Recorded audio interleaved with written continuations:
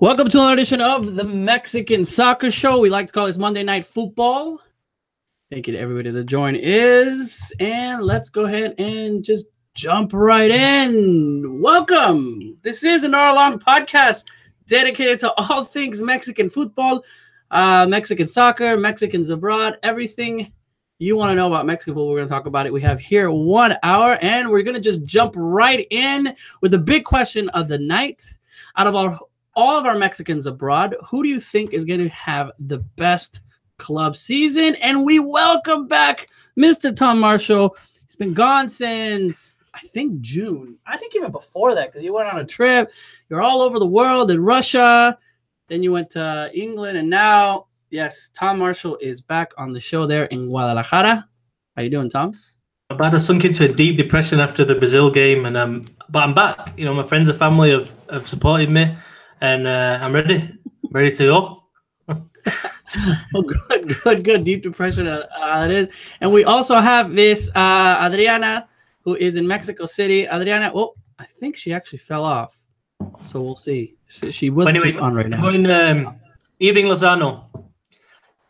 Obviously, PSV, you saw that goal he scored last week, and I know it's the obvious answer, but I don't know. I think for me now, with Lozano at PSV, when I seen that goal over the weekend, it was almost like I want him to step up now. You know what I mean? We've seen what he can do for PSV. I think this season is going to be probably even easier. Obviously, the Eredivisie isn't, it's not the strongest league defensively, so I think even Lozano is going to absolutely blitz the Dutch league again this year. And I don't know. I mean, I wouldn't mind I wouldn't mind at all seeing him moving on in what remains of the transfer window. Yeah, definitely. I think it's the obvious answer there. It's kind of hard because we've seen that before with Mexicans abroad, right? We think that they're going to have a good season, and then for them to have, a better season, I think you said it right, because it's a sure bet. But if anybody beats even Lozano, is going to be huge. They're going to have a huge season. So just imagine Raul Jimenez or Chicharito or Ochoa or anybody. It's pretty hard. Yeah, I'll tell you another player that I'd really like to see step up, and I think we saw, positive signs over the weekend, was Tecatito. I think we all thought he'd if we'd have gone back a year ago or 18 months ago, we'd have said Tecatito's going to start in the World Cup. He's going to be a big player. What a massive potential. What a massive talent he is for Mexico. And then I don't know. He's just never really. I don't know. It's been those glimpses, hasn't there, of like really of greatness, and then just a lack of consistency. So hopefully, hopefully that goal last weekend can spark what a really, really good season for him this time. Now, definitely, I think when we were talking about that, and we'll go into a little more of the Mexicans abroad when we get to that section, but I think Tecatito now has. I think he's realizing after obviously non-existent performance there in the World Cup and all the things that led before that. I think now I don't know if it's maybe his head on and it's saying, okay, we're ready. I think this is where I want to make my stand, because that's where now he would be at his prime. We'll see that. I know Adriana's coming back. She her computer kind of stopped, but if you're watching the Mexican Soccer Show and you see all these ads, you see Fabuloso on the right, you got some Brahma beer, some Prego. I'm just making fun of a little bit incident that happened with Chivas. Tom, you kind of brought it out there with a lot of product placement there. What's happening with Chivas on that before we get Adriana coming back? Well, yeah, I don't know. I just sent out a little tweet. I didn't expect it to go crazy, but it just went absolutely crazy. It looked like he was in the corner shop. Cardoso was there giving his press conference. And then in front of him, he's got the cereal. He's got I think it's a chocolate milk drink. He's got a can of Coke. And just like he was like in the shop. So obviously, especially Mexican humors, they just took no pity, absolutely no pity on social networks, on the memes and all that, and absolutely ripped him. And I don't know. I think I wrote a piece that said, Chivas don't have sponsorship, unlike that Leon shirt that you've got on there. Chivas don't have a main sponsorship on the shirt, but it's almost like they're trying to make up for it by having like 20, just like a full in front of Cardoso. So I don't know. Well, for the record, obviously I put the shirt, the Leon shirt on, just to also put that, because I think Leon's got the most sponsors. I think like 12 on this shirt. But I have to give it to Chivas. Cannot make fun of Leon with that with that press conference, and it looks like it was like all three of the products, right? And then all three of the products again on the left side too of Cardoso's, which is kind of funny, I thought. All right, well, let's just jump right in to our. Oh wait, let me see. I think Adriana's back. See, Adriana, you back? Can you hear us? Hopefully, we get there. Let's see. On the chat, saying hello to you guys. V the Roscoe 1. It says Raul Jimenez finally getting that starting role. IBN P10 says so does Carlos sell Gancitos too. So it's hilarious. Saying hi to our friend Cari Torres, who's saying we still with the Leon representing. Woohoo! Yes, Cari Torres is the only other Leon fan that's out there. All right, Adriana, you missed. We had to go into my all of the Fabuloso. You saw that on our pre when we started talking about it. I take it down, by the way. I took it down because, well, we don't want to get sued or something happens there where somebody says that these are not product placements. So it was just for comical laugh. I think you can get away with it when it's humor. So don't sue us, Fabuloso, Prego, or Fruit Loops. Adriana, see you in court. See you in court with that argument. It's just a bit of a laugh. It's only a joke. You can get away with like with humoring and stuff like that. Like I was doing some research on there. Can we really get sued? All right, Adriana. To you, the question sent you kind of off. We're talking about the Mexicans abroad question. Who do you think is going to have the best club season out of all the Mexicans abroad? Tom went with the obvious, Irving Lozano. What about you? I'd like to say Raul Jimenez, but I'm also thinking maybe we haven't seen him in action, but I'm thinking Nestor Araujo might surprise everybody. Ooh. I think he has a lot to prove. I know it's a lot more difficult to actually stand out being a defender, so he might have that against him, but I kind of like that he has like something to prove, not too many people looking at him. So I don't know. I that he might surprise us. All right. Well, we'll see where that goes. Bold choice. I'm excited about Araujo. I think he can be a top player. I think he's got everything to go over there and succeed. I think it's a good time as well. I think he's a good age. You know, he's established himself in Mexico. You know, he's become champion, and now it's now time to move on. I don't know. I think off the field as well. I think he's very stable. You know, he's got his wife who's actually a reporter. And I sat down with him before the World Cup for like about 40 minutes, and he was just like the nicest guy. You know what I mean? He was just like seemed such a genuine person, and that's, you speak to people that know him, and they all say the same thing. He's just very humble background, but just a really well-rounded person who I think you're just going to see this challenge in Spain as an opportunity. And yeah, I agree with Adriana. It could be. I think he's going to take the opportunity with both hands. Going to our Twitter responses there, where we always post our question. Tecatito from Gabriel Salazar. Edson Lerma. Obviously, Lozano. What Jimenez did this weekend was amazing. If we can do it on a week-on-week basis, that'd be awesome. But Chucky has showed us he can do. Chucky Lozano. Cari says Jimenez. Daniel says, does Vela still count? That's actually a good question. Jimenez, he said, Joby Alva said, yeah, he might still be a tree stump. Harsh. But he showed us that he got after scoring that header. He needs to work on his one-on-ones, though. Tecatito, people are forgetting about him, but this is going to be a breakout season from Antonio Rojas. And Mr. Tron, Lozano, team plays through him more than any other Mexicans abroad, just slightly over Ochoa, though. All right, so lots of responses. At least we can hear that a lot of people are enthusiastic about different types of players, and we'll go into that. Sets us for our first segment of the day. The Mexicans abroad, the leagues have started. For those of you that have been waiting, I know that there was some other games like Copas and other that have started, but at least the EPL and most of the World Leagues have now has started. And let's just jump right in. A great start for the Mexicans abroad, at least some of the guys that we've been looking forward to, and we mentioned already, with Raul Jimenez, Tecatito, and and also Chucky Lozano scoring in that sense. So let's kind of just talk about that. Let's talk about Raul Jimenez. What, Tom, if we're looking for a player that we want, obviously, to see that the forward role, and some of the questions that I've always been saying is, Mexico does not have that. Who to succeed after Chicharito, but Jimenez scoring that goal, how important was that for Wolves? for Raul Jimenez and for the Mexican fans?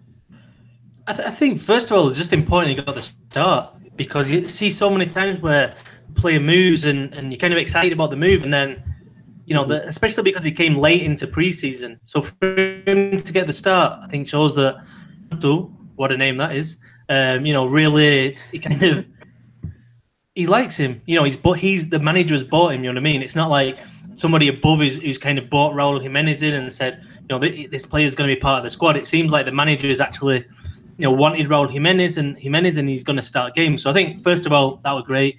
And then I thought he had a good game. I think 7 out of 10. I thought the header was brilliant. He had another chance, though, 1-on-1 in goal. And I think he kind of, he wasn't clinical, put it that way.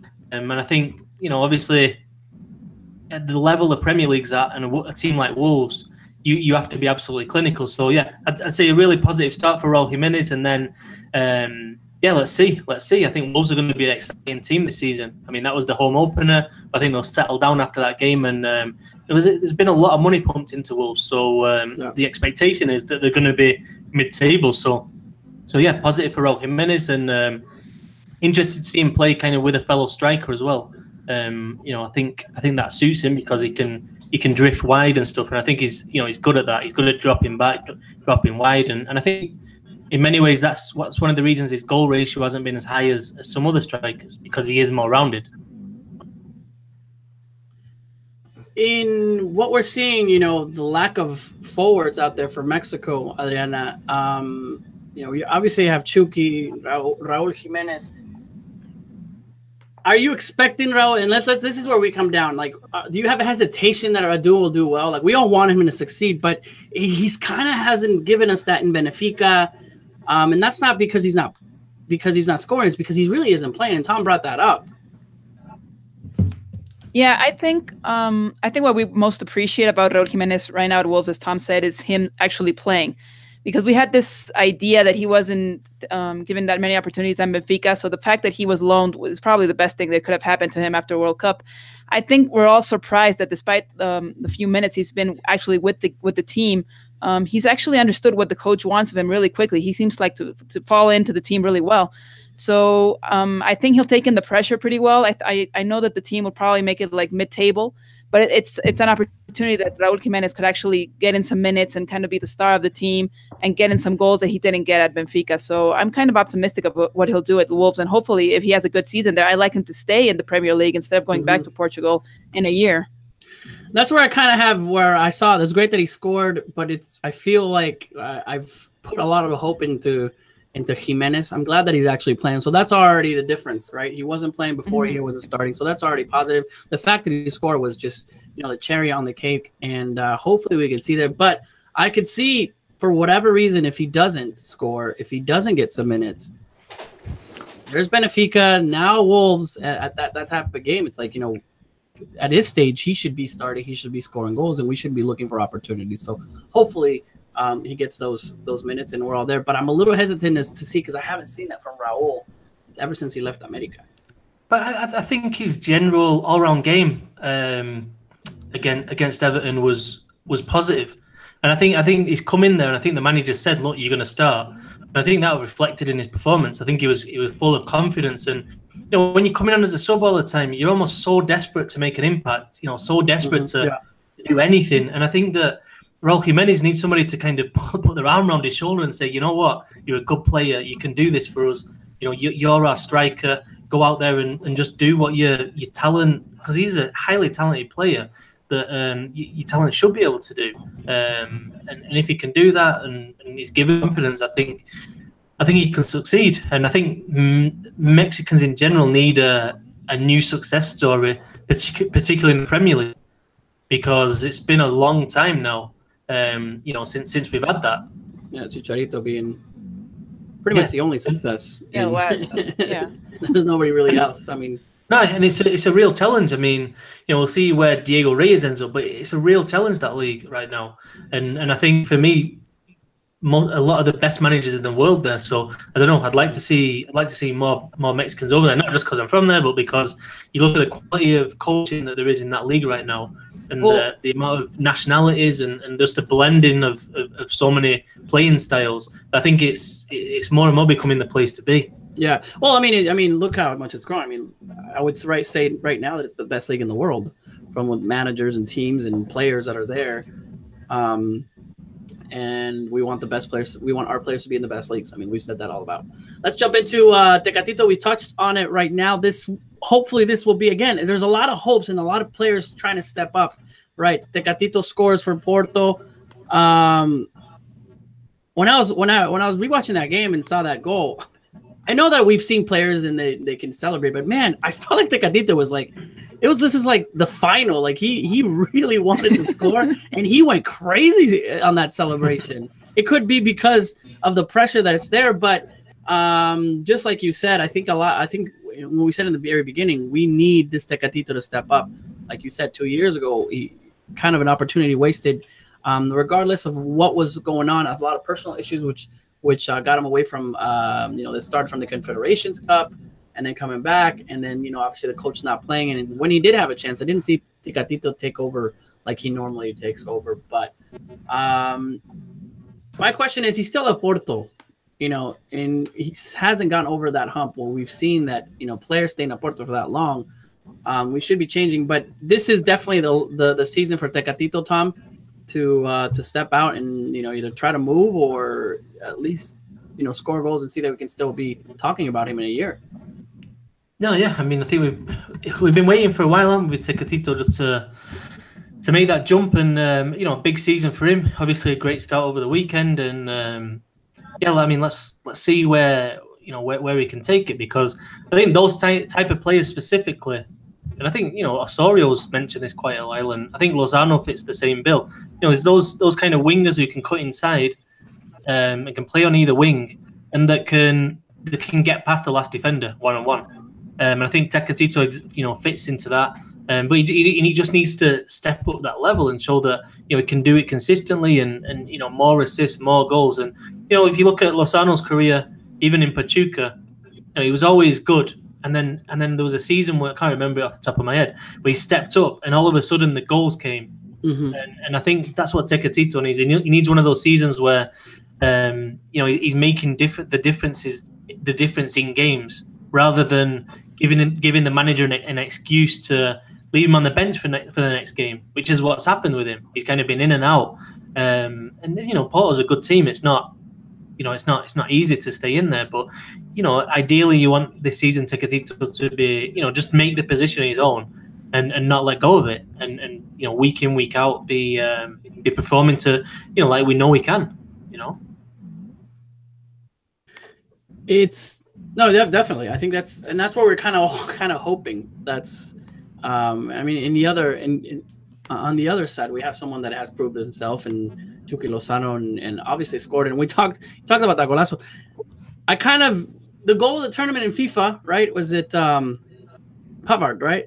Which is, he kind of bends it in there and hits it with the side of a foot. I kind of saw Chucky kind of doing that in that game, and in the way that he scored it, it was a reflection. He just saw it from the back of the box, outside of the box, and that's one of the best goals I've seen him score, just because he's not afraid of doing anything. I think we saw him against Belgium a few years back, last year, and the 2 goals that he scored just off a rebound, and then he's hitting it, and then now this goal, what a golazo.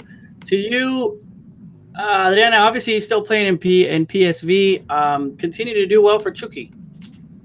Yeah, of course. I think probably the biggest chance for Chucky is doing a much better season that he already did last year.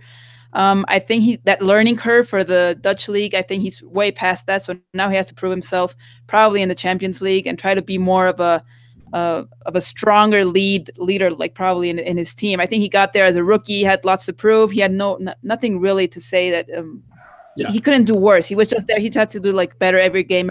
And now he has to do better than the entire past season. He went to the World Cup. I'm pretty sure all his teammates looked at him and said, hey, man, you scored against Germany. We're expecting a lot bigger things from you now. So I'm thinking probably the biggest challenge for him is doing better, taking a lot more responsibility within the team despite his age, and seeing how well the team does at the Champions League as well. Especially now that, the league knows Chucky Lozano. they know how to stop 7, it 8 games, and we'll see how that could happen. And then people already now know Chucky Lozano, but at the same time, you can see can help him in that he's going to be continuing to grow, and he's going to see that. At what point one more season and we should start seeing him, try to move, Tom? Yeah, I mean, even now, I wouldn't be against him going to a Spanish club now or something. I'm not saying, Real Madrid, Barcelona, but, I don't know. I just think he's already proven himself in the Dutch league. And, we've talked about it before, for example, compare the Dutch league to the Portuguese league, where, Tecatito is, and obviously it's a lot more difficult in the Portuguese league. Yeah. For an attacking player, because the Dutch league is a lot more open, emphasis on defense, whereas the Portuguese league, primarily because if you're playing for a big Portuguese team like Porto, basically week in, week out, you're coming up against teams that sit back, and therefore it's you learn how to break down an opposition, and it's not easy. And I think the level of, we've seen so many Portuguese managers come out over the last 5-10 years off the back of what Mourinho's done, and a lot of that kind of Portuguese school is knowing how to set up a team in blocks that make it very, very difficult to break down. And I think that's why in a lot of ways the big Champions League clubs go to Portugal for players as well, because you can see them in the environment of, you watch Porto against Belenense or something, and you bet Belenense will be very, very organised, and you'll see Porto's players in a similar situation than, say, Real Madrid will be up against Getafe.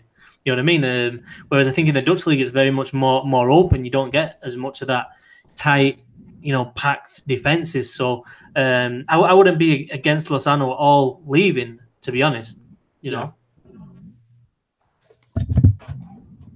No, and I think that's where we all kind of just look at expecting either already something in the works of him going to another club, but at the same time continuing on that. I mean, if you would have to say where is the Dutch league as far as ranking in Europe, and it's not in the top 5 at least.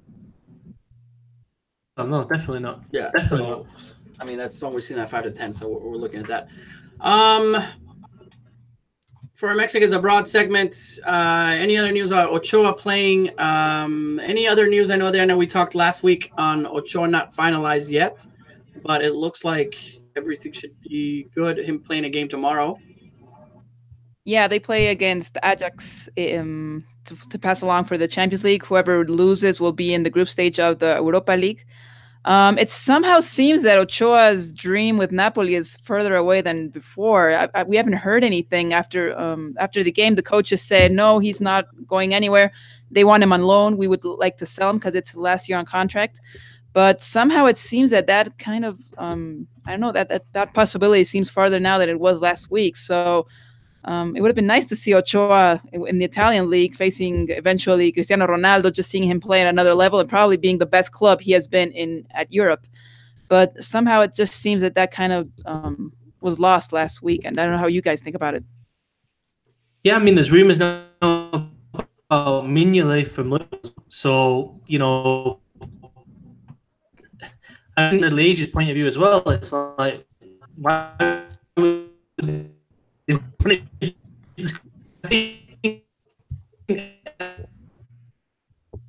think for these games, because obviously financially, Belgian team can get into the Champions League, then it's a massive boost. So I think possibly then they'd let him go.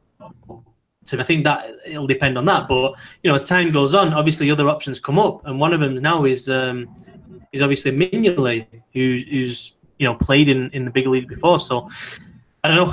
But I mean, I'm absolutely desperate for Ochoa to get that move. I think he's deserved it. I think you got to give him credit for staying in Europe. Becoming the first Mexican goalkeeper in history to prove himself. In European leagues, and all right, I know people say, his agent's not good and this and that. I mean, at the end of the day, when you don't have an EU passport, it's not easy. Yeah, because these teams, they don't want to hire a goalkeeper to take up one of the positions, because Europe's absolutely full of goalkeepers. you know, you look at all the academies all around, and there's only one goalkeeper per team. So your options as a goalkeeper are naturally limited.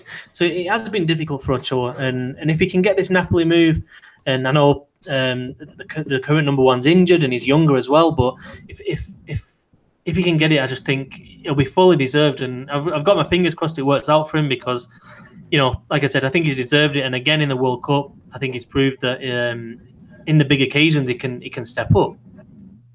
Yeah, I think it would definitely be a prize to all that he's standard ever since he got to France with Ajaccio and all the moves he's had. However, I think that probably the worst news he had was last week on the first goal against the Ajax was just a terrible way for him to try to get a ball out of the area. He just did that terribly. I was just thinking, oh my God, I hope the Napoli people aren't watching the game right now for some weird reason, because it was just a terrible move by Ochoa. And I was like, oh no, that could just ruin any possibility he still has to move. However, still, he still has a possibility.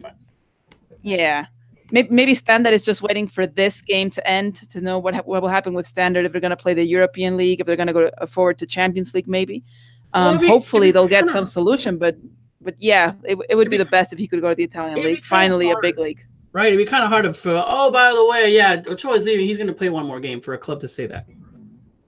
But I think it's possible. I don't think they were expecting him to leave. Like I don't think they had the possibility just right after the World Cup saying, hey, he might just leave. I think that it was just something they didn't consider. And especially because they say Napoli came over with a loan proposal and they want to buy. Well, Sander wants to sell him.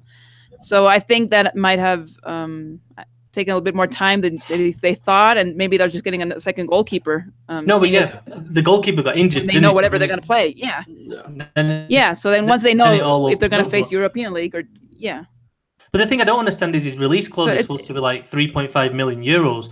And I mean, in this day and age with the way the market is, I'd say it's worth bringing in Ochoa just for marketing. If you're only playing 3.5 million, for the boost it'll give you in North America, obviously in Mexico and in the States, to have a Mexican goalkeeper, one of the most recognized,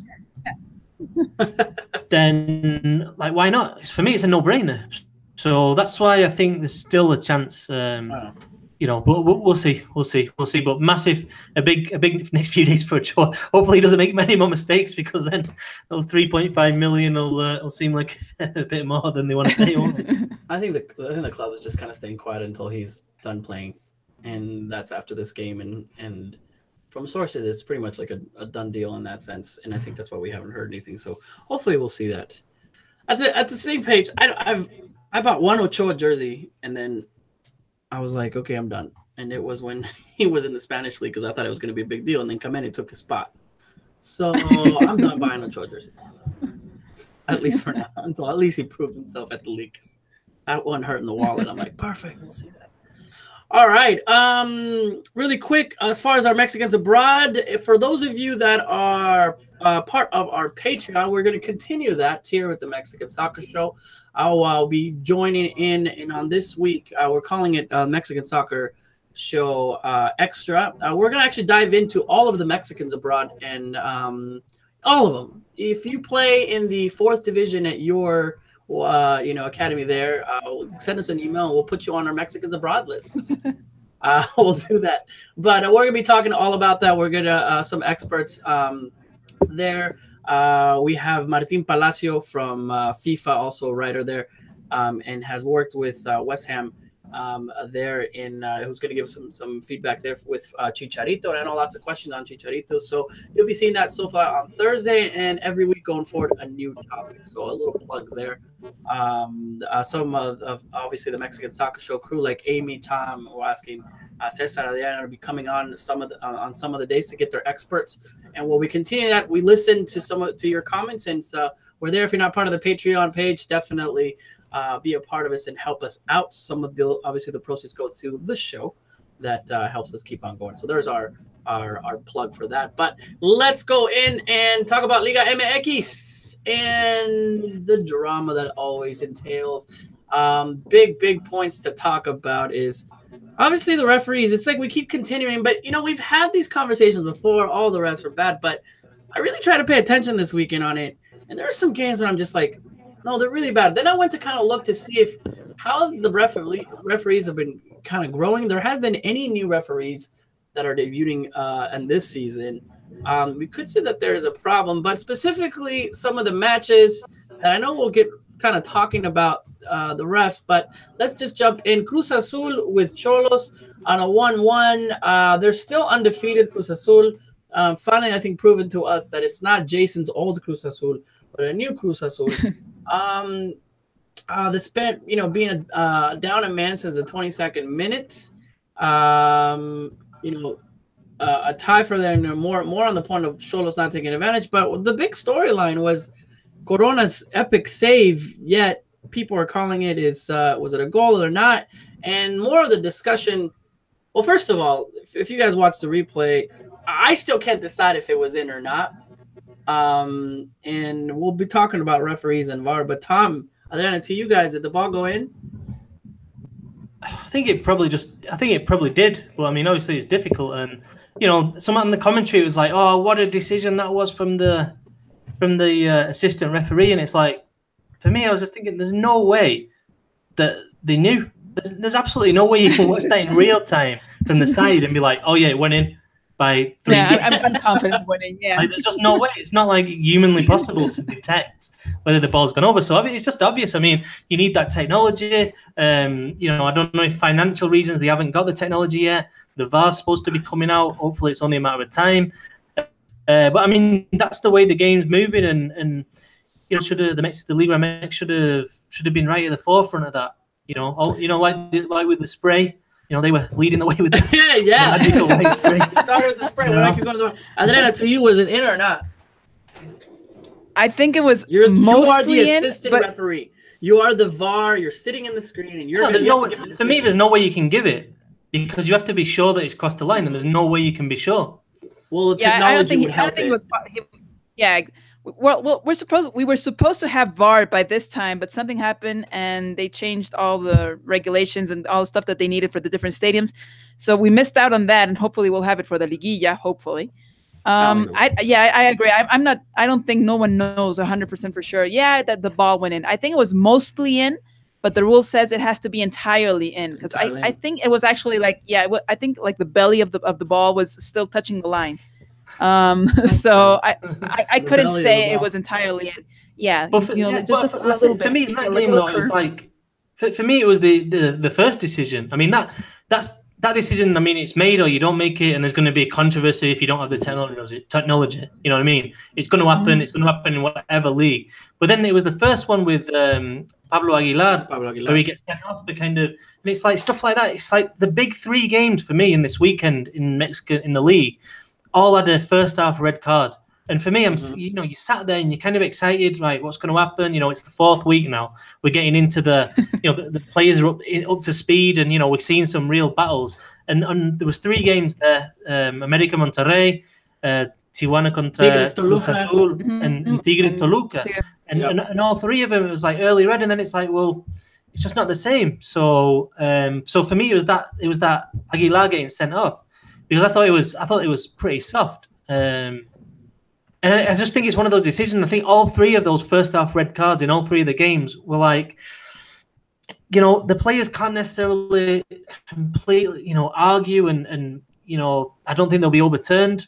I know that Pizarro hasn't been overturned; that's already come out, and I don't think the Pablo Aguilar one will be either because he has raised his arm and they'll justify it. But I just think if you put yourself in that situation, it's not the kind of violent conduct that is it's necessarily. I don't think it's intentional. It's just it's accidental.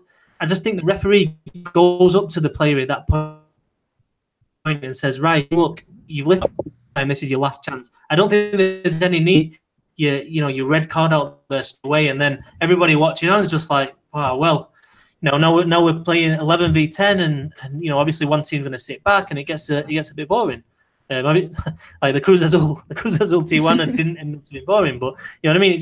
I don't know. For me, it just ruins it because those 3 games I wanted to see what level they were at comparatively to each other, and I think we were robbed of that by those refereeing decisions. I think actually in all 3 cases, I think the referees are probably overreacting, or they're just so nervous because they know there's so much pressure on them. They haven't had a single week where we haven't talked about any mistake that has actually had any repercussion in the game. So I think it's come to the point where they actually think that, okay, I'm just going to give out the yellow card and show the players who's boss. I'm not going to let this get out of hand, because that's what happened in the Tigres Toluca match. It was just a mess. They should have given a red card to Triverio. They didn't, and then it just got out of hand. So I'm thinking that the referees are kind of pressured in this way, and that's what's forcing them to take all these decisions that finally end up ruining some of the matches. But it's probably also the fact that seriously haven't had a single week, I think, since last season, where we can't actually say that we had a good weekend. It's saying, oh, it was pretty good, maybe just a tad here, a tad there. But it's come up to red cards, it's come to penalty kicks, it's pumped. It's. Well, I think that's where it kind of goes, and I kind of mentioned it. I'm not one to say, hey, okay, there's refs are horrible, and we're seeing that, because that's in almost every league. People always complain about the refs, but I started kind of counting. I'm like, that was a bad call. Like, you made a mistake there, and it's like it happened a lot more in like this season than any other season that I can remember. And at what point we kind of go, okay, what's going on with the refs? I think a few months back they said, okay, we're taking the two months out of the year before during the World Cup to really reassess. Again, there's no new refs coming through. I just don't see that. Look at our participation at the World Cup. Regardless, if you in past years we like cheeky, the representation, but at least we're seeing that there. And then the issue with the whole VAR, that just kind of shows you again how the league isn't up to competing with those leagues. I think in Spain, VAR was set up in the game, the Supercopa game, which actually helped. And I think also in Germany, with one of the games where it was over the weekend, that also the VAR kind of helped. And then we kind of go into why isn't Mexico has the VAR system already, and it could go by to you talked about the end of the specifications and all that, but where you're going to put in the VAR, in Veracruz, or where it takes a lot. I think when I was trying to research, it takes from $3 to $6 million to install everything and keeping it safe and the security of it. And most of these stadiums do not have that or are ready for something like that. So when people say, why isn't the VAR there? It's mostly also the league. Yeah. It's the clubs. From what I heard, from what I heard, the VAR had some requirements, and then they somehow upped those requirements like before the season started, and obviously the clubs weren't ready. And you have probably some stadiums that have no problem, like the Monterrey or maybe the Estadio Azteca. But when you go to Veracruz and you see everything that's missing, they don't even have basic security sometimes for some games. So let alone we won't have VAR either. But it's something that they really have. Yeah. But it's something they have to invest in. It's something that will take away credibility from the league. If someone starts looking at Liga MX and sees what happens at the Xolos Cruz Azul, says what happened at the Tigres Toluca, how much credibility could the league have after seeing all those mistakes week after week? So it's something that the league has to invest in now, and not wait until maybe La Liguilla, or let's see if maybe next year. It's just something that's affecting the league as we speak. Yeah. Yeah, the only thing I'd say in defense of the refs is, and Tuca Ferretti was talking about it today, some of the players, they're going down so easily, they're play acting so much, they're not making it easy for the ref. And I know that's not a Mexico-specific problem, but it does happen a lot here as well. Well, there's no retaliation back to the player if he fakes an injury in Mexico or fakes a hit. No, I mean, Quick Mendoza against Darro. Yeah, he gets tapped in the face and he goes down. And Ferretti was saying, they should look to the women's game, the Liga MX Femenil, because those girls don't go down. It's almost like embarrassing if they dive, and it's almost like culturally completely the opposite. Because in the men's game now, and it's what Ferretti was saying, it's just become ridiculous. And I think obviously it's difficult. It's difficult when players have got their arms up and they catch the player, and it's like, is that the natural running motion, or have they thrown out an elbow? So yeah, it looks like wrestling sometimes. Yeah, but I mean that player that against Gignac over the weekend too, that they're both kind of facing off, and he kind of taps him in the forehead, and then like 3 seconds later. Gignac. I mean, that's Gignac, no? Yeah, Gignac, but who's the other player? Yeah. I don't know. And it's the same thing at that point. I think MLS has it right, or other leagues have it, where if a player fakes, an injury or fakes something, and they go back to it, they sanction the player after the fact. It's those types of decisions that I think the league needs to do, and the referees need to do that in order for that. And the way that everybody kind of responded to Tuca's, players are falling down too much. Yeah, I think Caricin Salinas. But yeah, no, I mean it is what it is. Though I don't think it's not just in Mexico, but obviously, these decisions happen. What I would say is, I think that was a massive result for Cruz Azul because, given the recent history, given the reputation that they have over recent years, I just think the way they came back after going down in controversial circumstances, and Chuy Corona's there, squaring up against Layud. He looks like he was going to go for his headbutt move again. He resisted, but it looked like Cruz Azul were boiling over. It looked like they'd lost it, like they'd lost the focus. And for them with 10 players to go behind in the 80th minute and to go back at the other end and put so much pressure, not just for the goal, for the late Flores goal, but just in general, they were pressing for that equaliser. And I thought it showed a united team. I thought it showed that they're playing for Caixinha. And the fact that they got the result, I think, is from a confidence point of view, from a kind of what it means for when they make the Liguilla and they're in tough circumstances, just to have that in the memory bank, that, remember what we did there, even if it's not consciously, we've come up against, 11, we've been down to 10 men and we've gone and we've been able to equalize. I just think for a team like Cruz Azul, which is, kind of emotionally a little bit fragile, to put it lightly, then it was an important draw, and it's never easy against Cholos. I mean, I've not been up there, and I've not looked at the new kind of surface, but it doesn't look great. You can tell the way the ball moves. It just doesn't look like the rival teams like playing there. And to be honest, you can't really blame them. I actually saw a tweet that sums up what you were saying, Tom, because it says this is the new meaning of Cruz Azulear, because we're so used to Cruz Azul screwing up the last few minutes. And then you see this team come in with 10 men most of the game and just get the draw at the last minute with Gerardo Flores, who wasn't even the team last year.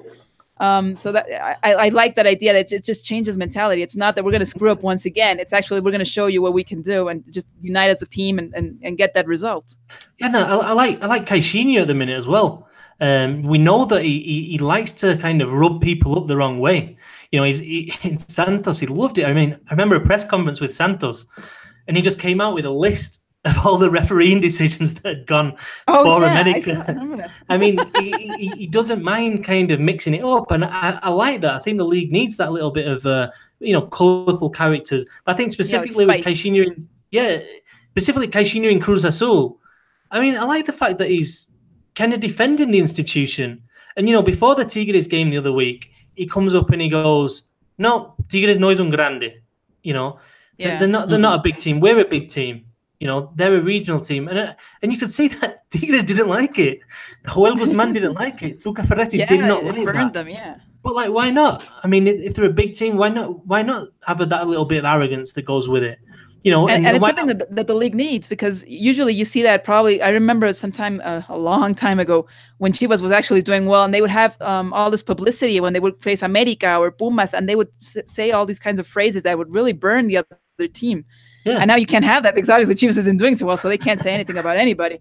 America, for some weird reason, doesn't do it as well, and Pumas is just quiet despite being first place. So it's nice to see Cruz Azul come up and being last. We're used to seeing them Cruz Azulear and just missing out on the finals and the Liguilla and just criticizing them all the time. And now they have this coach that comes up and actually says face to face to the other teams whatever they want and just kind of adds spice to the games. So I agree. It's awesome to see Cruz winning the championship is going to take the Cruz Azulado away. I mean, that's the only thing that's going to do. And the problem is that if they don't, it's going to be okay. We're back to Cruz Azul. There, immense pressure, which that's what you should have as a big team, right? That pressure and that. I mean, it goes back, and I know we're going off topic, but todo culpa de Layun, right? The todo culpa de Layun hashtag turned around to Layun doing that. It took a lot. We'll continue to go on. I mean, just really quick, as far as the refs, and I know you just keep talking about the overall thing, but there were some games where that's where I said that should have been a red, right? For example, Monterrey, in Club America. I felt like even in that penalty kick, it was given a yellow to the keeper. That's a red card. He's the last man out. And they changed the rules on that, though. I mean, I'm against it because I thought it was a red as well, but they've changed the rules. And it's kind of like if it's a goalkeeper who makes that challenge, then they're not giving it a red anymore because you've already given a penalty. So, I mean, for me, I don't like it because every time you just bring a player down. You know what I mean? I can't remember the exact phrase of the new ruling, but yeah. It was. I mean, I thought the Medina with America. I don't know. He's one of them. I don't think it was intentional. Was it a foul? Yeah. Was it a yellow card? The second one? Well, you could give it, but I don't think you have to give it. You know, I don't think he went through with his full force. I just thought, again, it's one of those where you go to Stefan Medina, who for me is not a dirty player, and you say, look, you've already got a yellow card. You just made a foul there.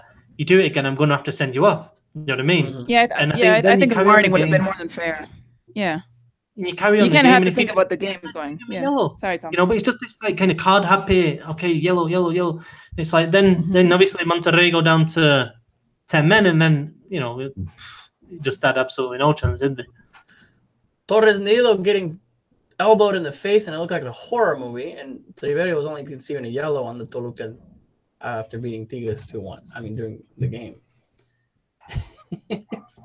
That was just crazy. I mean, I think we were all freaking out because when we saw Torres Nilo, his entire face was all bloodied up, and we were like, "Oh my God, he's killed him somehow." It was just terrible because he grabbed his face, so he had blood on his eyes, on his nose, and you couldn't even really tell where he was bleeding from. It was horrible. And then he had all his jersey. It was like yellow with red, and so probably the yellow card that Medina got against America is the other yellow card that we needed Torres Nilo for, because that was a really tough action with the elbow. I mean, I was actually amazed Torres Nilo stayed on the game. I was like, this guy has to go to the hospital and get stitches now. He just kept on going, and he had like this gauze and like half of his face. That was just like, I don't know, it was like a Freddy Krueger kind of thing going on there. Anytime that there's blood, they have to take some time out. Nope. We'll just continue that. Doesn't matter. Liga MX, go back in. What else? Let's see. Tigres, though, I think we, aside from these issues, I don't think it's like panic stations for Tigres, but I think we've seen some warning signs over the last couple of weeks. I think this is the first time they've lost 2 consecutive games in way over a year. I can't remember the exact the exact date. I actually Googled it. It was the last time they lost a league game at home was over a year ago in March. Yeah. And it was probably like 2 weeks before that was the last time they lost 3 games in a row, actually. So it's been a little bit more than a year that they had something similar right now. But I agree. I think with the kind of team they have, it was just amazing to see them go down against Toluca, which isn't as strong as we think it might be, but still, beating Tigres at home it's just something that seems impossible at this point. Yeah. So I think Tuca should be worried because we're not used to seeing Tigres go down 2 games in a row. Yeah, and imagine if Sambuesa was playing; it would have been even more mayhem. He would have definitely been doing some stuff. But, it would have been him, not Triverio. Hey, Sambuesa's trying to rebuild his image too, guys. So he hasn't done anything. Remember, we've already. He's the Pepe of the league. Like crazy now. He's totally redid his image.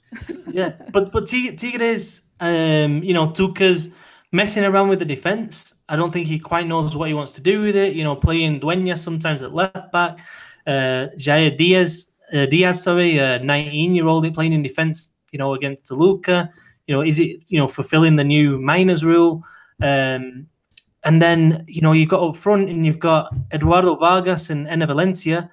Valencia linked today with, I think, a club in Saudi Arabia. But it's like they were down 2-1 and neither Vargas nor Enner Valencia comes on. And he only made 2 substitutions. I'm just thinking those circumstances, I don't know. I've got a suspicion that it's not a happy place right now, Tigres.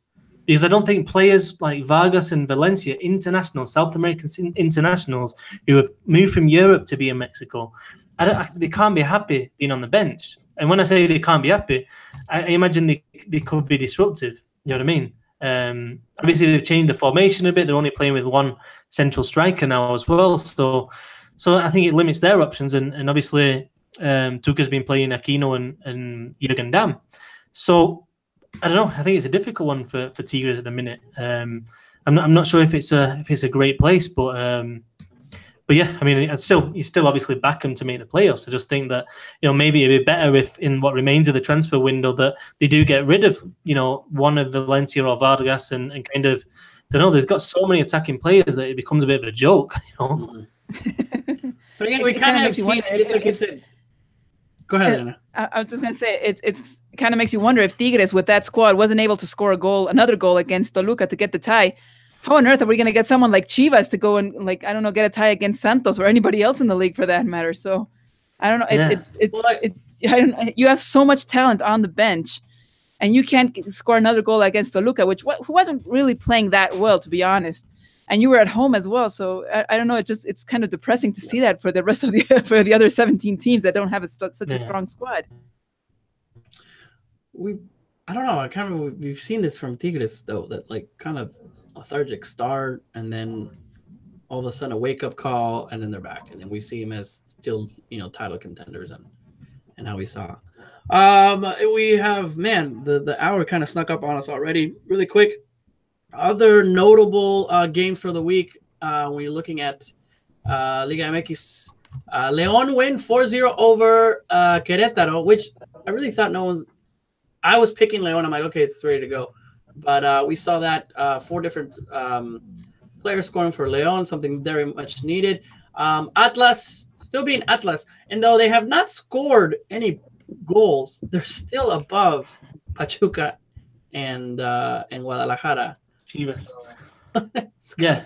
I mean, Atlas, I think they're up against it. Obviously, they're playing this young team, and they've already fulfilled the minor requirements. They're the first team to do it. Both fullbacks are minors. They played with one of the wingers minor as well, and the goalkeeper. So they've got 4 kind of minors in the team. So you gotta praise them for that. But obviously, same problem as Chivas. Really, they're just not scoring goals when they're getting the chances.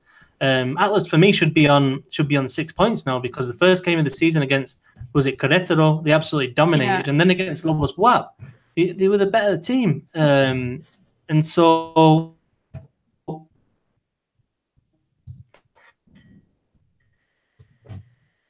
did we lose Tom? We should lost that game. No, Tom, I think we might have had issues on that end. Well, Tom comes back. Oh wait, here he is. Tom, you back?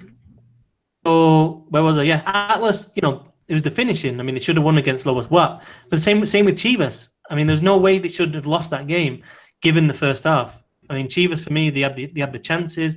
Angel Zaldívar had an absolutely unbelievable header. What a chance! You can't ask for better chances as a striker than that one. And yeah, if you don't put the ball in the net, then Chivas actually, since the start of the Apertura 2017. It created more chances than any other team. I mean, that's an absolutely ridiculous stat. I mean, it's just absolutely blows your mind considering how bad they've been. It's funny that you mentioned that, because even when Conejito Bruselas golazo, I was upset at the fact that he couldn't get it in. I mean, he had all the time in the world, and he chose to hit it right to the keeper. It wasn't until the bounce back that he was able to hit it again. But it goes to show you. I mean, if it's the pressure or what's going on, there goes some of my. Oh no. It kind of goes back to it, because people are saying how great of a goal it was. For me, it was a missed chance. He had 4 seconds to score, and then he scored it anyway. So yeah, for me, I think it's just it's not just in Mexico. And it's difficult to be a selling club and maintain success. You know what I mean? You have to do something absolutely special.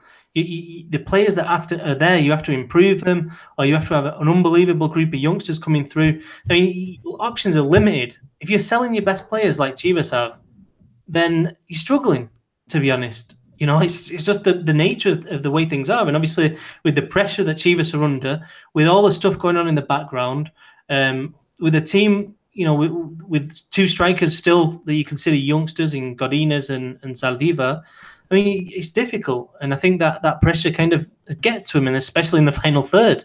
So yeah, I mean, it's a difficult one for Chivas, because they're almost like the kind of laughing stock now in many ways. I mean, with all those products that they had out, and it's like, what's going on there? And to be honest, we talked about obviously the Clausura 2017 title, the CONCACAF Champions League. I mean, when Chivas won the Liga MX title, if you look back at the transfer windows 2 years ahead of that, they'd invested real money, big money, in players, in constantly improving the playing staff, and that was reflected in them winning the title. And now they're undoing all of that, and you can see the results going against it. Sometimes football's not rocket science. I mean, teams that tend to invest big money in players that are proven tend to do better, tend to do better, and those who sell your best players tend to be at the wrong end of the league. And obviously, you can analyze Cardoso's decisions as well. I mean, I don't know what he was doing, taking Chofis Lopez off at halftime. I mean, I assumed he was injured, but there was nothing. I didn't see anything after the game about that. And I thought he was the most dangerous player. I thought he was beating Arteaga every time. He obviously set up the goal as well for Brizuela.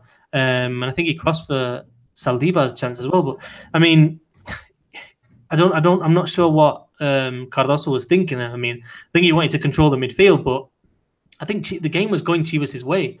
I don't think he necessarily had to control the midfield, because I felt like Chivas were creating the better chances, and I thought he should have backed those players doing what they were doing rather than kind of trying to change the game which they were winning. But anyways, and actually, Cardoso said in an interview today that he saw the game again, and he counted how many times Santos actually had a chance on the score in the second half, and there was just one time. So he's aware that his team has struggled on the offense. And I've actually seen Chivas post tweets about Cardoso just trying to improve all the players, getting them to do all these free kicks after training and everything. But the problem with Chivas is they haven't had a time to actually only focus on what they're doing on the field. They've had, on the offseason, they had problems with Higuera. Jorge Vergara was a no-show. We have no idea where he is. You have Amaury Vergara suddenly coming and taking control of the company. Higuera was announced as the club president now. Paco Gabriel left. Matias Almeida left. And there's this whole situation about Alanis he could come back if he wanted to. Yeah. So Chivas actually posted a video saying, "Hey, our doors are open. You can come back anytime you want." As well. So lovely. So you have all of this, and then at Cardoso's press conference yesterday, that looked like a 7-Eleven at one point. You just can't let them focus on what's important, which is actually getting the result, and they haven't been playing that bad. So it's just crazy for Chivas to say, "Hey, just focus on the goals," when you have all these other things going around. It's Chivas. It's either they're really good or they're really, really bad. There's no in between with Chivas. Now there isn't.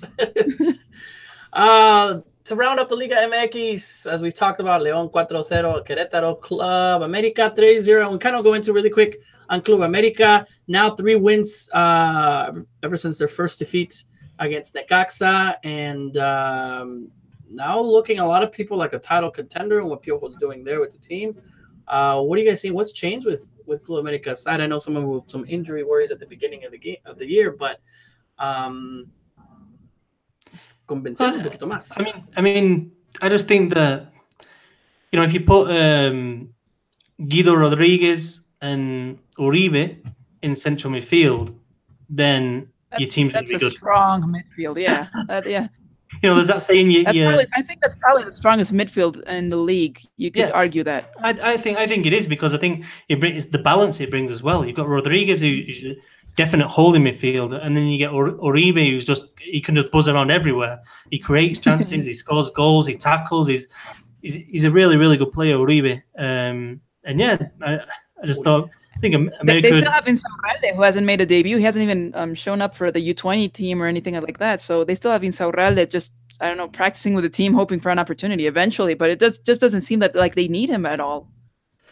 No, not at the minute. No, definitely not. And it's it's good to see Linus starting 2 consecutive games. I don't think he was great against Monterrey, but no, real positive. I think from Monterrey though, I just think that they're taking some time to get used to Alonso. I think the system that they're playing, the style of football is very different from Mohamed. I mean, I think they're trying to play out from the back more. They're trying to kind of have more possession, be a bit more patient, and obviously Mohamed was very different. He was almost not the opposite, but he was a lot more direct and a lot more kind of on the transitions. And so I think Monterrey will be fine, but they're going to take a bit of time to get used to Alonso. Yeah, we have to talk about the pitch as well at the Estadio Azteca, because that seems to be something we're talking about every 3 days, because that's how long they take to actually go back and someone plays there. It's either Cruz Azul or America. So I don't think it's going to be better at all. I don't even think the September the Fecha FIFA will be enough to get that pitch in top condition. It's, Santiago Baños actually said today in an interview that for some weird reason, they put the pitch in 2 weeks later. It was supposed to be there in the Estadio Azteca first weeks of July, and somehow they ended up putting all the grass 4 days before the first game of the Apertura 2018. I honestly think that pitch is going to be fine in maybe a few months. The NFL is coming, and and there are concerts at the Estadio Azteca as well. I honestly I think it's taken a while. I think because of the late, but I was trying to do a read, and the groundskeeper was kind of saying it is going to be the best pitch in the next few months, and maybe January. And I believe. I mean, there's an NFL coming, if I'm not mistaken, in October, November, and if you remember, thank you to the NFL for giving press now a nice place to sit at the Azteca.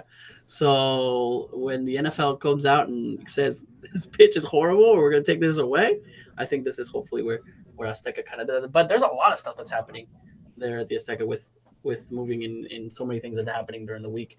Yeah, I mean, it's not the only pitch though, is it either? There's a lot of pitches around the around the country. I mean, there's been a lot. Obviously, it's the rainy season. It's not easy. It really isn't easy for the ground staff. But I don't know. It's one of those things that I think Adriana mentioned before. About the refereeing, the kind of image of the league. Yeah. It's one of those things where you look at it and you're like, oh, it doesn't look good. You know what I mean? It's like the Lobos WAP game.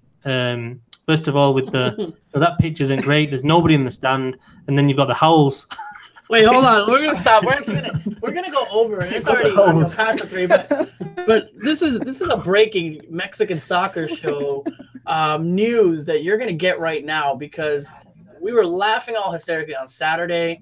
Adriana, tell us the breaking news about Lobos and their howls. Go ahead. Well, every 2 weeks, every time Lobos plays at home, everybody comes up and then, here come the howls again. And everybody just laughs at it, because the first reference I remember is I remember the train at the Estadio Azul, and I'm just so happy that somehow it just didn't make it to the Estadio Azteca. It got lost somewhere in moving.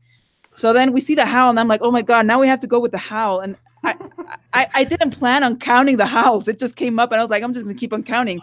Hold on. Before you give us just think about a number, and those of you that are in the chat, obviously the howls happened during the stadium where, in the Máquina in the Cruz Azul Stadium, you hear the all the time, right? The pita maquinita, and then obviously now we're telling the house. So for those of you that are on the chat, go ahead and just type in how many howls do you think actually happened, because Adriana actually counted them, and she was telling us in the first half, gave us an update, and then a full one. So we'll give you a few moments there to put in there with the howls, but it's kind of funny that we actually are taking some time to do that. All right, Adriana, go right ahead. Okay, so we counted it up. I'm pretty sure this is not the worst game. I'm pretty sure it was worse sometimes, but this game for the Lobos Atlas, you had 60 howls on the first half. 68 howls on the first half and 40 in the second half, for a grand total of 108 howls at the Estadio Universitario BUAP. That's over one per minute. What? That's not howl per minute. And I actually heard that they had some electricity problem in the second half, which is why it was lower than the first half. So it was actually going to be worse. That is crazy. So you have over 100 howls. I never understood how, I imagine this guy just with a huge, wolf-shaped button or something, like a red button, just deciding when to put it. I have no idea what the criteria is. That's just the worst part. I don't know if it's every time they have Yeah, we are. We are actually looking for the button presser guy at the Lobos Stadium. Yeah, we want to know what the criteria is. Yeah. I actually tweeted it out, and people were saying that they were actually concerned, because it's actually a sad howl. It's like an injured wolf. So they're actually going to say, if they're going to have 108 howls, it has to be a good wolf. In the event that anyone goes to Lobos games that watches our show, if you could record that and send that to us, that'd be great. They need a badass wolf. They don't not a crying wolf. They need a badass one that's going to beat you. On the chat, You know what makes me just quickly. You know what makes me kind of laugh though is like that conversation that someone has had in that club. You know, like, what should we do about the sound? Well, why don't we get a wolf sound and we'll just press it like every minute of the game. Everyone will definitely love that. You know what I mean? That's way too much time on this. But Adriana, did they press it for like? Is it random? Is it every time we have the Lobos has the ball? Is there like a madness to this? I'm pretty sure it's every time they have the ball. But then every free kick, it's also every opportunity they have on goal. It's also every time, I don't know, the goalkeeper has the ball, and every time it's thrown, like hand in, like throw in. So apparently it's every time someone in Lobos has any contact or anything to do with the ball. Okay. Which is like every 30 seconds. So that explains it. On the chat, our friend Sarah, 50. David Copeland said 20. IBN B10s, I don't watch Lobos Buap. And then Escalax said, I wish Chivas could have goat sounds at the stadium. Just like don't bring that up. Don't bring that up every time. Funny. You know who actually has a good sound like thing going on? Pumas actually does it pretty well with the roar. I think that's a pretty decent example of what America has should aspire to. The America Águilas, and then that's it, right? No, I like the roaring Pumas, like the roar. That one's pretty good, and that's like an aggressive like Puma. It's not like a sad like I don't know injured wolf. All right, well now we spent 10 minutes. Atlas have the basketball one. Oh yeah, it's pretty annoying that one though. When Chiapas existed, they had that as well. So it was like the same, like, I don't know, piano version thing on their app or something. It was the same exact thing, like a piano. Yeah, like tan tan tan tan tan tan tan tan. Yeah, like Major League Baseball games. Nice. Yeah, exactly. It was kind of sad. All right, hey, engagement, but that guy's over 100 house. That's kind of crazy. Anyways, back to Mexican Soccer Show. All right, guys, I know we're going forward, but we're going to take a little more time giving you guys a little bit more than an hour since you guys are amazing. And thank you for all of you guys. It's probably a drunk guy. I can't read. Smashing. What does it say? Probably a drunk guy smashing the button of Lobos. Just got his bottle there. He's watching the game. It's like it's a bit dull. This Atlas Lobos, a bit dull. A few more tequilas. Like he's pressing the wolf sound.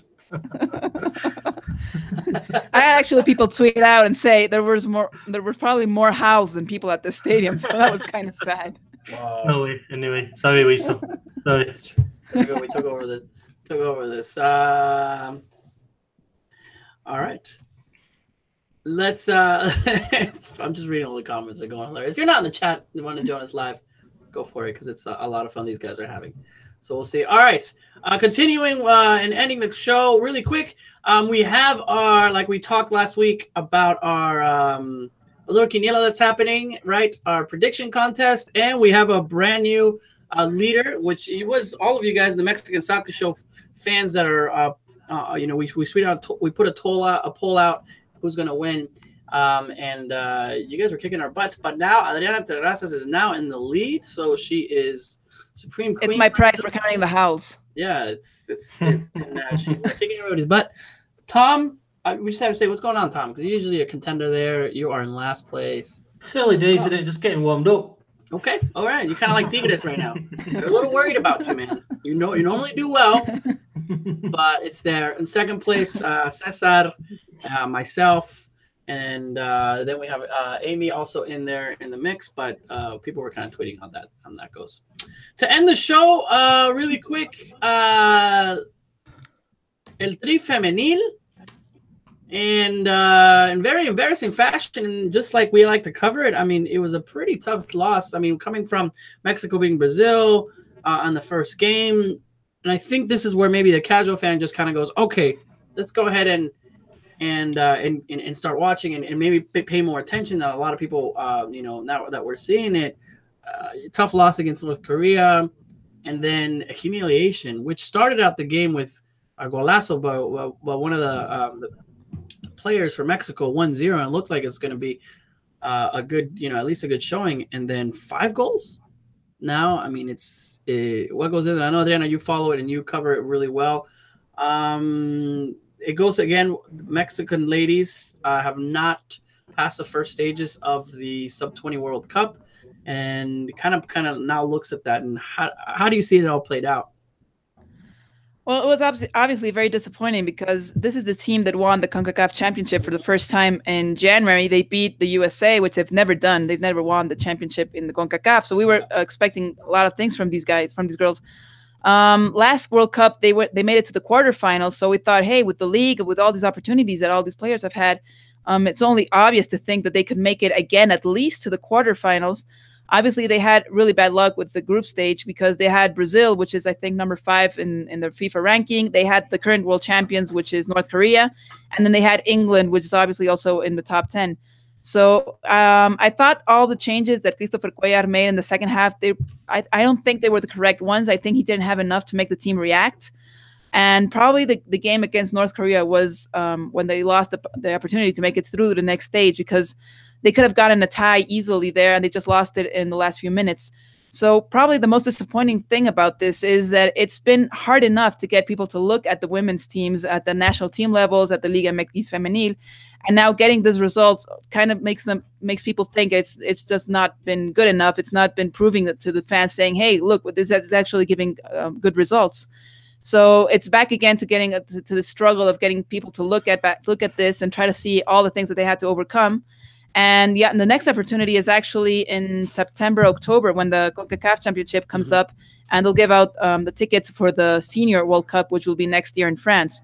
So we're going to see probably all those tickets. Yeah. Do they get for our region? Is it 3? They get 3, and then the fourth place has to play up a playoff against, I think it's Asia. I don't remember, but it's 3 direct tickets.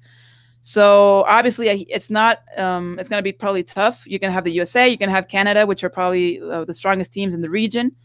But you're going to see all these players that won the gold medal at the Central American Games.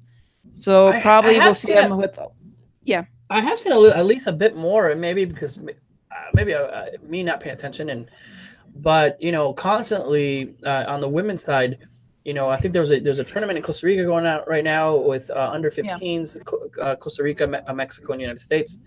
There is U19s kind of going around the world that the FMF has. I mean, I just see either more because they're reporting it, but I just see there's a lot more that at least the FMF is doing with young women and girls at that age, at 14, 13 years old, right? That are into that, and hopefully that's going to translate into something that's coming up in the World Cup next year. I think they had the CONCACAF Championship. Yeah, go ahead, Tom. I think the Federation are really trying as well. I think they're taking it more seriously now. I think Leo Cuellar, for a long time, it was his kind of domain. He was like the rule, the absolute authority on how things went, and I don't think he was amazing, according to the players anyway. But I think now it's opening up, and I think there's a real drive. And obviously, you've seen that with the biggest thing is the league, because it was the Federation that started the league. It wasn't kind of, I didn't think there was a groundswell of kind of people demanding a league. It kind of took everyone by surprise. I just think the recent result in the Under-20 World Cup, let's not forget they beat Brazil, which is a massive result, but it's going to take time. It's going to take time. Yeah.